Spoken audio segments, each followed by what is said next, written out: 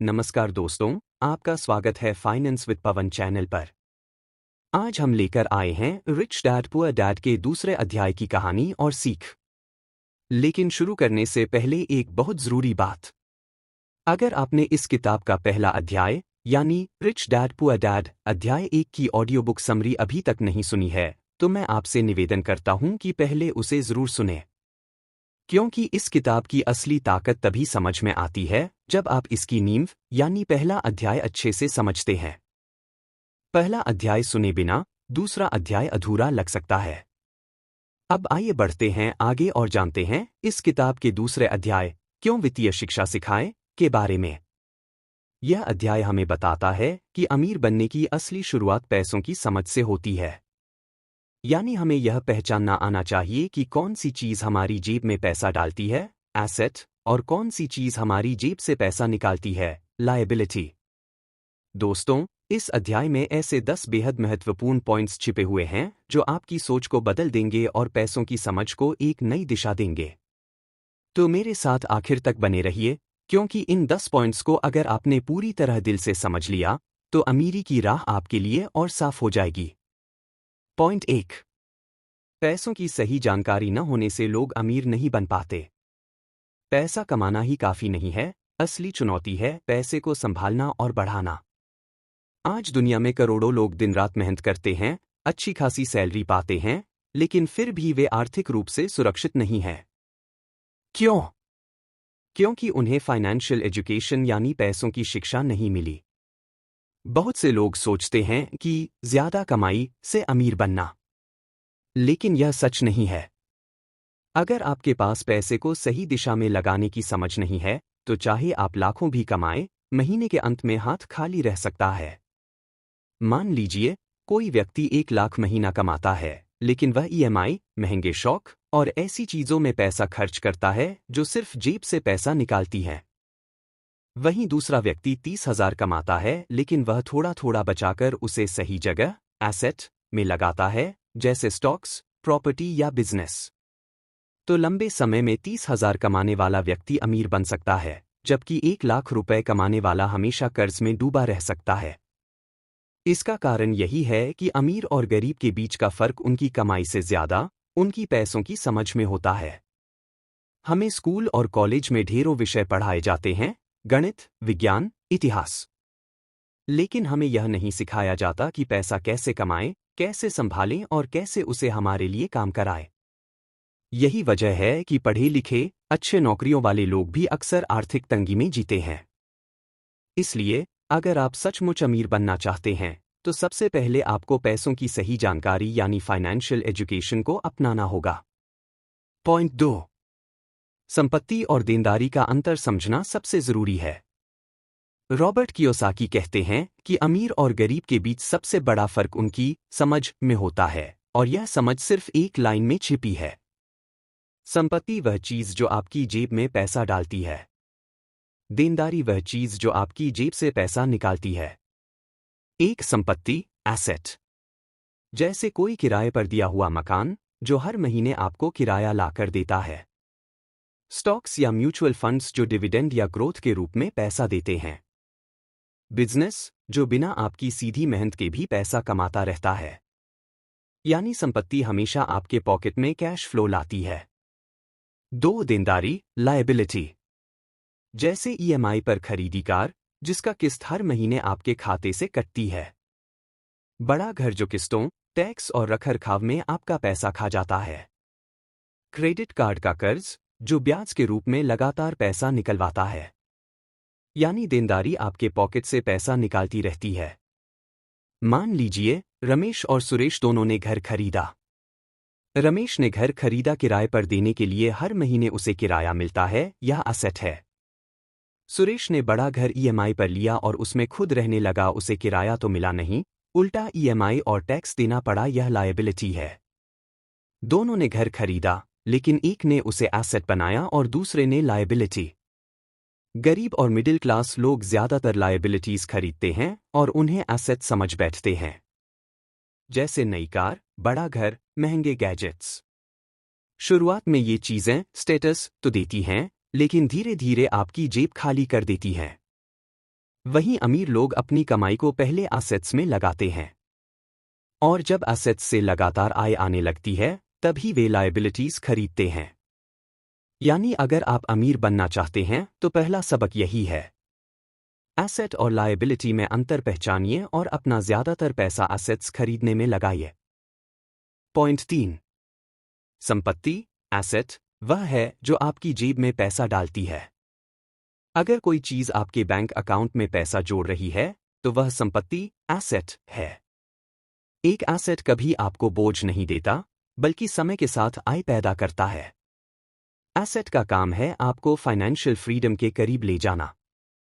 एक किराए पर दिया हुआ घर, अगर आपके पास कोई प्रॉपर्टी है और उससे हर महीने किराया आता है तो यह एक एसेट है। 2 शेयर स्टॉक्स, अगर आपने किसी कंपनी में शेयर खरीदे हैं और वह डिविडेंड देती है या उसका भाव बढ़ता है तो यह भी एसेट है। 3 म्यूचुअल फंड या बॉन्ड्स, जिनसे आपको ब्याज या ग्रोथ मिलती है। 4 बिजनेस या स्टार्टअप जो आपके बिना भी चलता है और आपको प्रॉफिट देता है।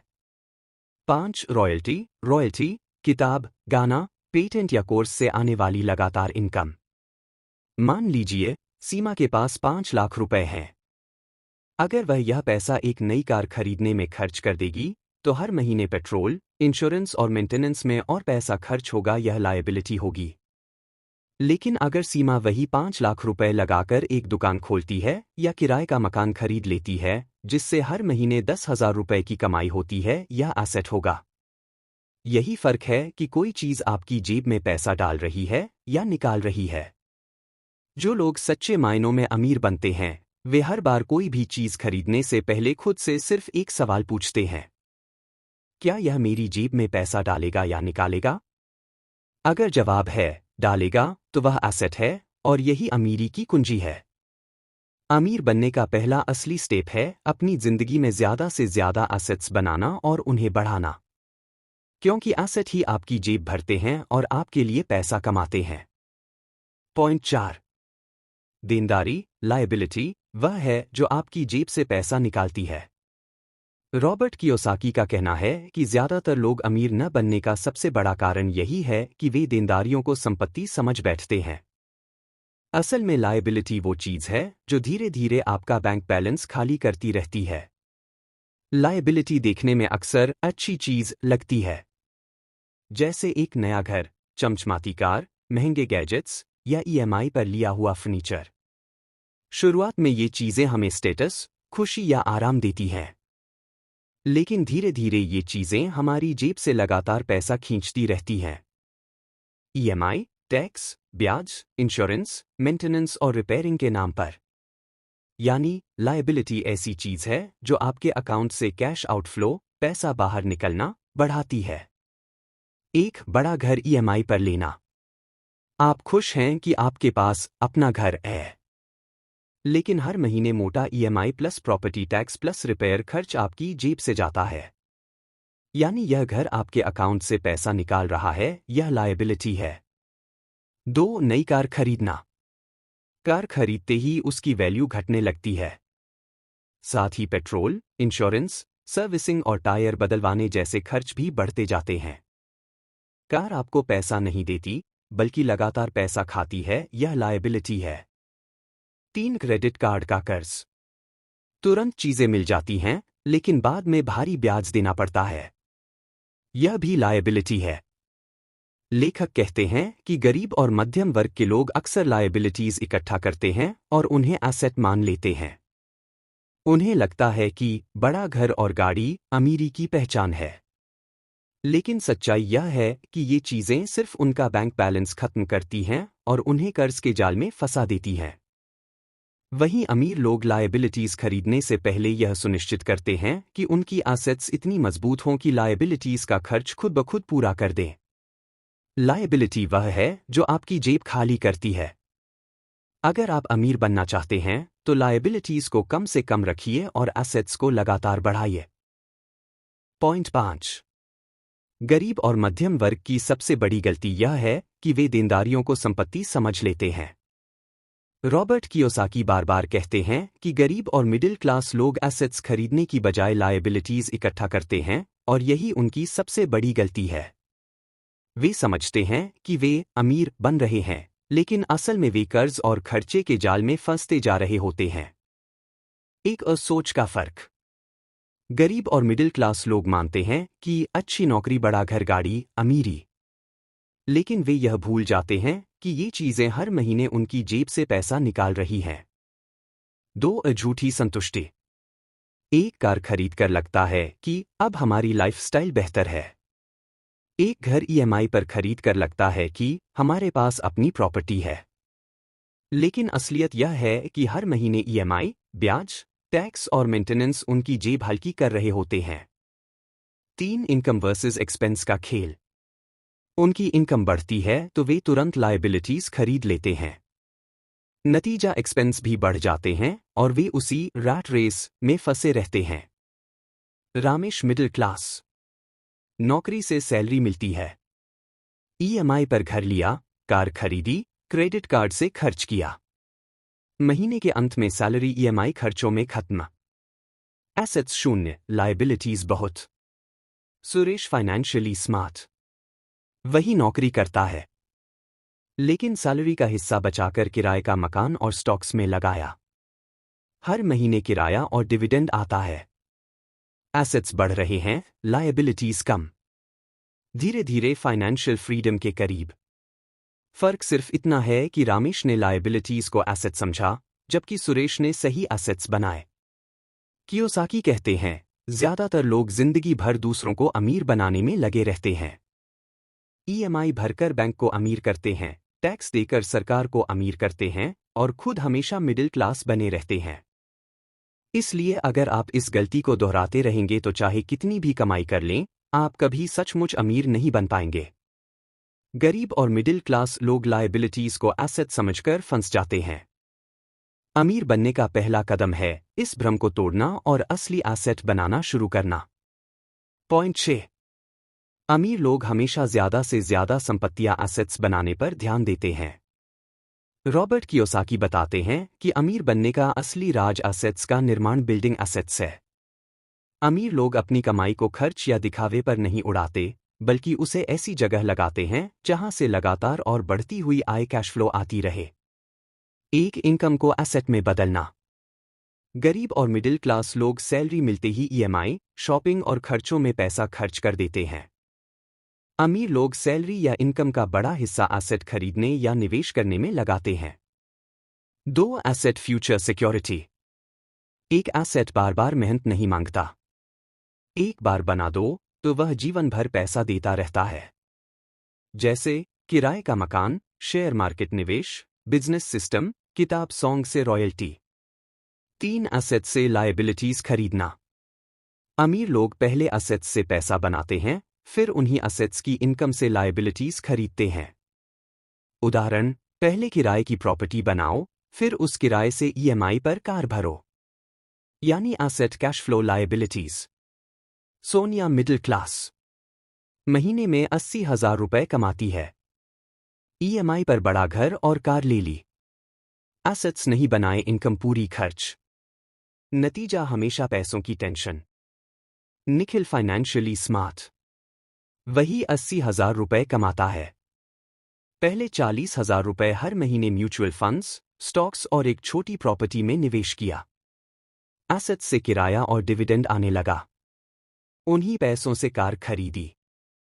नतीजा एसेट्स बढ़ते गए, लायबिलिटीज का बोझ नहीं। यही कारण है कि समय के साथ निखिल अमीर बन गया और सोनिया मिडिल क्लास बनी रही। कियोसाकी कहते हैं, अमीर और भी अमीर इसलिए बनते हैं क्योंकि वे हमेशा अपनी जेब में डालने वाली चीजें खरीदते हैं। गरीब और मिडिल क्लास लोग अपनी जेब से निकालने वाली चीजें खरीदते हैं। यानी अगर आप हर महीने एक एसेट बना रहे हैं, तो आप धीरे धीरे अमीरी की राह पर हैं। अमीर लोग हमेशा एसेट्स पर फोकस करते हैं। अगर आप सचमुच फाइनेंशियल फ्रीडम चाहते हैं, तो आज से ही अपने पैसे को एसेट्स बनाने में लगाना शुरू कीजिए। पॉइंट 7। मकान, गाड़ी या ईएमआई पर खरीदी चीजें। ज्यादातर देनदारियां, लायबिलिटीज होती हैं, संपत्ति, एसेट्स नहीं। कि लोग सबसे ज्यादा भ्रम इसी जगह पर करते हैं। उन्हें लगता है कि हमारे पास घर और गाड़ी है, यानी हम अमीर हैं। लेकिन सच्चाई यह है कि अगर ये चीज़ें आपके जेब से पैसा खींच रही हैं और आपको कोई सीधी इनकम नहीं दे रही हैं, तो ये लायबिलिटीज़ हैं, एसेट्स नहीं। एक घर। अगर आप ईएमआई देकर घर ले रहे हैं और उसमें खुद रह रहे हैं या आपकी जेब से पैसा निकाल रहा है, ईएमआई, ब्याज, टैक्स, रखरखाव। लेकिन अगर वही घर किराए पर दिया है और वह आपको हर महीने रेंट दे रहा है, तब वह एसेट है। गाड़ी। नई कार खरीदने पर उसकी कीमत तुरंत घट जाती है, डेप्रिशिएशन। साथ ही पेट्रोल, इंश्योरेंस, सर्विसिंग और रिपेयर का खर्च लगातार बढ़ता है। यानी कार पैसा नहीं देती, बल्कि खर्च बढ़ाती है, यह लायबिलिटी है। ईएमआई पर खरीदी चीजें। टीवी, फ्रिज, फर्नीचर या फोन अगर ईएमआई पर लिया है तो हर महीने आपकी इनकम का हिस्सा काटेगा। ये चीजें आपको कोई कैश फ्लो नहीं देती, बल्कि आपकी जेब खाली करती हैं। Ramesh middle class. ईएमआई पर बड़ा घर लिया। ईएमआई प्लस ब्याज प्लस टैक्स भरते भरते उसकी आधी सैलरी चली जाती है। साथ ही ईएमआई पर कार खरीदी, जिसके इंश्योरेंस और पेट्रोल का खर्च बढ़ गया। दिखावे में अच्छा लगता है, लेकिन जेब हमेशा खाली। Suresh financially smart. छोटा सा घर किराए पर लेता है। अपनी बचत से एक छोटा फ्लैट खरीदता है और उसे किराए पर दे देता है। किराए से उसकी खुद की रेंट और खर्च निकल आते हैं। यानी एसेट से लायबिलिटीज संभाल रहा है। यही फर्क है असली अमीरी और दिखावटी अमीरी में। कियोसाकी कहते हैं, लोग घर और गाड़ी को स्टेटस सिंबल मानते हैं, लेकिन सच्चे अमीर इन्हें तभी खरीदते हैं जब उनकी एसेट्स इतनी मजबूत हो जाए कि ये लायबिलिटीज भी उनके लिए बोझ न बने। यानी असली अमीरी लायबिलिटीज खरीदने में नहीं, बल्कि एसेट्स बनाने में है। मकान, गाड़ी और ईएमआई पर खरीदी चीजें ज्यादातर लायबिलिटीज होती हैं।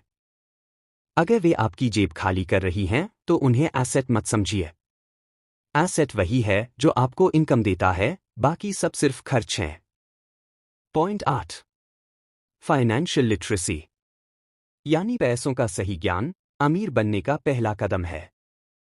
रॉबर्ट कियोसाकी कहते हैं कि स्कूल और कॉलेज हमें बहुत सारी डिग्रियां देते हैं, इंजीनियरिंग, मेडिकल, लॉ, मैनेजमेंट, लेकिन एक सबसे जरूरी शिक्षा नहीं देते, और वह है पैसों की शिक्षा, फाइनेंशियल लिटरेसी। यही वजह है कि बहुत से पढ़े लिखे लोग भी जिंदगी भर आर्थिक संघर्ष करते रहते हैं। पैसा कमाना ही सब कुछ नहीं है। लाखों लोग अच्छी नौकरी करके अच्छा पैसा कमाते हैं, लेकिन फिर भी अमीर नहीं बन पाते। क्यों? क्योंकि उन्हें नहीं पता कि उस पैसे को कैसे संभालना और बढ़ाना है। फाइनेंशियल लिटरेसी पैसों की भाषा समझना। Balance sheet, income statement, assets, liabilities जैसे शब्दों का मतलब समझना। कैश फ्लो कहां से आ रहा है और कहां जा रहा है, यह पहचानना। पैसों को इस तरह लगाना कि वह आपके लिए काम करे। अमीर और गरीब में फर्क। गरीब और मिडिल क्लास पैसा कमाने पर ध्यान देते हैं। अमीर पैसा कमाने से ज्यादा पैसे को संभालने और मल्टीप्लाई करने पर ध्यान देते हैं। यानी फाइनेंशियल लिटरेसी ही असली फर्क पैदा करती है। Reena educated but not financially literate. MBA किया, बड़ी कंपनी में जॉब मिली, 1 लाख रुपए महीना कमाती है, लेकिन ईएमआई, कार, शॉपिंग और क्रेडिट कार्ड के बोझ से महीने के अंत में हाथ खाली। पढ़ाई तो है, पर पैसों की समझ नहीं। Ajay financially literate. वही जॉब करता है, 1 लाख रुपए महीना कमाता है, लेकिन वह सैलरी का बड़ा हिस्सा एसेट्स, स्टॉक्स, म्यूचुअल फंड्स, किराए की प्रॉपर्टी में लगाता है। कुछ सालों बाद उसके एसेट्स से ही 50,000 रुपए महीने की इनकम आने लगती है। यानी वही इनकम, लेकिन पैसों की समझ ने उसकी जिंदगी बदल दी। कियोसाकी कहते हैं, एजुकेशन आपको नौकरी दिला सकती है, लेकिन फाइनेंशियल एजुकेशन ही आपको अमीर बना सकती है। अगर आपको पैसों का ज्ञान नहीं है तो आप चाहे कितना भी कमाएं, हमेशा दूसरों को अमीर बनाते रहेंगे, बैंक को, सरकार को और बिजनेस मालिकों को। फाइनेंशियल लिटरेसी अमीरी की असली चाबी है। पैसे को कमाने से ज्यादा उसे सही दिशा में लगाना और उसे आपके लिए काम कराना सीखिए। यही अमीर बनने का पहला कदम है। पॉइंट 9। केवल कमाई बढ़ाना काफी नहीं है, पैसों का सही प्रबंधन और निवेश जरूरी है। रॉबर्ट कियोसाकी कहते हैं कि ज्यादातर लोग यह मान लेते हैं कि अगर उनकी सैलरी या इनकम बढ़ जाएगी तो वे अमीर हो जाएंगे। लेकिन असलियत यह है कि कमाई बढ़ना और अमीर बनना दोनों अलग बातें हैं। एक हाई इनकम अमीरी। दुनिया में लाखों लोग हैं जो लाखों रुपए महीना कमाते हैं, लेकिन महीने के आखिर तक कर्ज और टेंशन में डूबे रहते हैं। कारण, उनकी कमाई तो बढ़ी, लेकिन साथ ही उनके खर्च भी बढ़ते गए। 2. मनी मैनेजमेंट ही कुंजी है। आपकी कमाई कितनी है, यह उतना जरूरी नहीं। जरूरी यह है कि आप उस कमाई को कैसे मैनेज करते हैं और कहाँ लगाते हैं। सही प्रबंधन आपको फाइनेंशियल फ्रीडम की ओर ले जाता है, गलत प्रबंधन आपको कर्ज में धकेल देता है।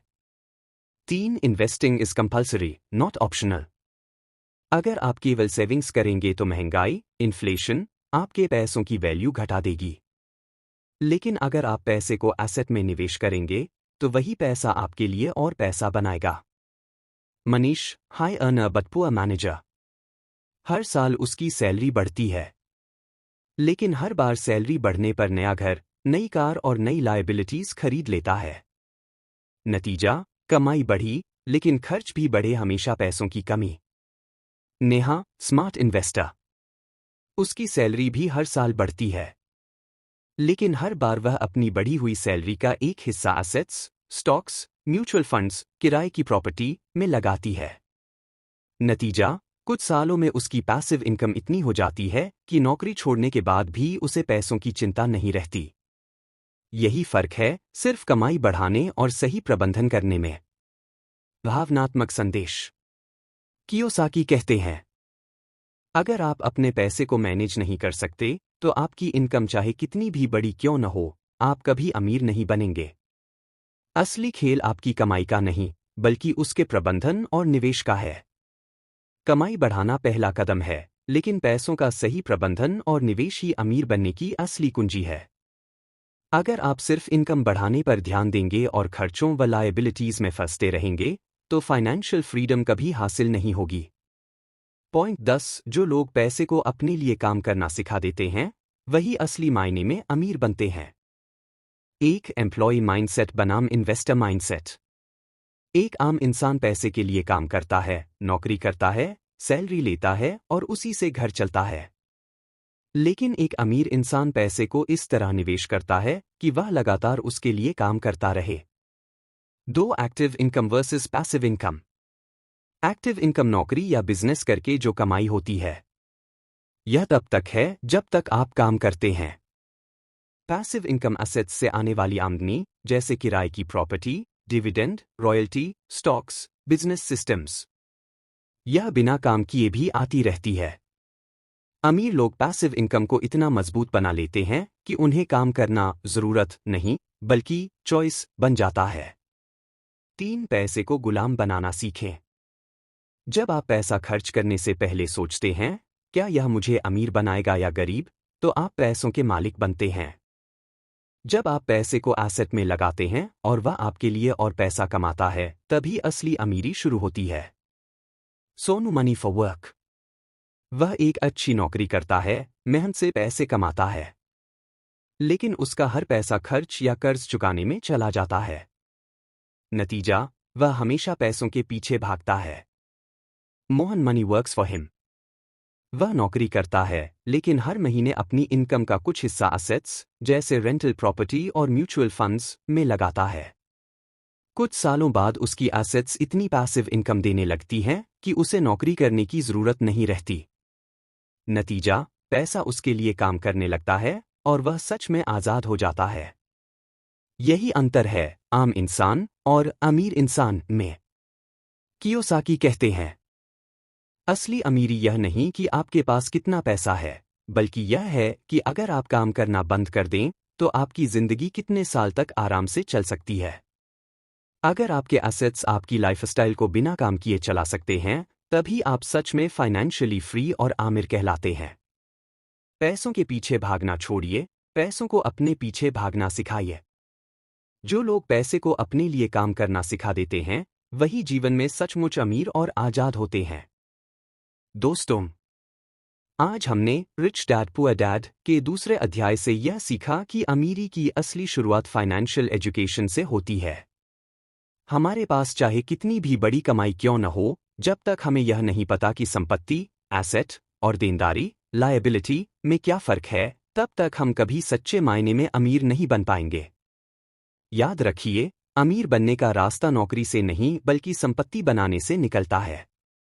और यही वह सोच है जो हमें गरीब और अमीर की मानसिकता में फर्क दिखाती है। दोस्तों, अगर आपको यह समरी पसंद आई हो तो इसे लाइक, शेयर और कमेंट जरूर करें, ताकि हम आपके लिए और भी बेहतरीन बुक समरीज लाते रहें। और हाँ, अगर आपने पहला अध्याय अभी तक नहीं सुना है तो जरूर सुनिए, क्योंकि पहले अध्याय की समझ इस किताब की नींव है। अगले वीडियो में हम रिच डैड पुअर डैड के तीसरे अध्याय की समरी आपके लिए लेकर आएंगे, जो आपको और भी गहराई से यह सिखाएगी कि अमीर लोग पैसों के बारे में कैसे सोचते हैं और फैसले लेते हैं। आपका समय देने के लिए बहुत बहुत धन्यवाद। फिर मिलेंगे अगले अध्याय की समरी के साथ।